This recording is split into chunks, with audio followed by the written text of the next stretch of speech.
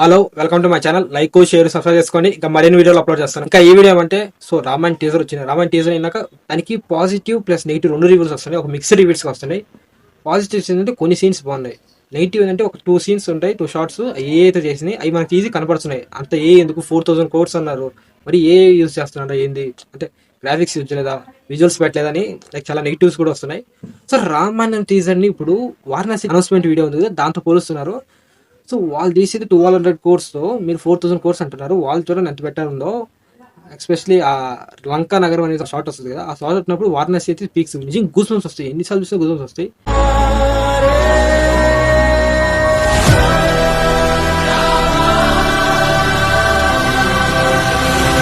అంత బాగుంది టీజర్. నేను ఇప్పటికీ ఒకసారి చూస్తూ ఉంటాను. లైక్ డైలీ వన్స్ లేదా 2 days ఒకసారి నేను వానస్ టీజర్ చూస్తుంటాను. Because I'm direct fan of Mahesh Babu. So వానస్ టీజర్ నాకు ఎప్పుడు చూస్తే గూస్ బంప్స్. అది ఆ టీజర్ వేరే లెవెల్ అబ్బా. రాజమౌళి గారి విజన్, ఆయనకున్న ప్లానింగ్ వేరే లెవెల్.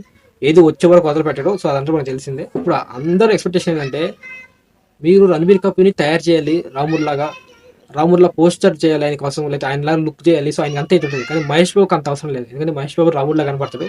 సో ఆయన జస్ట్ అలా నిలిచి రాముడు గారు గెటప్ వేస్తే చాలు, అందరూ ధనం పెట్టేస్తారు, దేవుడు అయిపోతారు ఆయన. సో ఇక్కడ వస్తుంది ప్రాబ్లం ఏంటంటే ఈ ఇయర్ దివాళీకి రిలీజ్ అవుతారు రామాయణ 1 Part 1.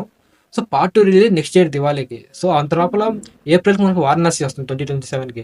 సో అక్కడ కానీ రాముడు గారు గెటప్ మహేష్ బాబు గారు చూసారా, సో అది సూపర్గా అయిపోద్ది. ఆల్రెడీ చాలా మందికి ఎక్స్పెక్టేషన్ ఎక్కువ ఉంది. అనౌన్స్మెంట్ వీడియోనే వేరే లెవెల్ ఫేమస్ అయిపోయింది. సో అలాంటిది మహేష్ బాబు రాముడు లుక్ చేసినప్పుడు థియేటర్ బ్లాస్ట్ అయిపోతాయి, వరల్డ్ వైడ్ గా వేరే లెవెల్కి వెళ్ళిపోతాయి.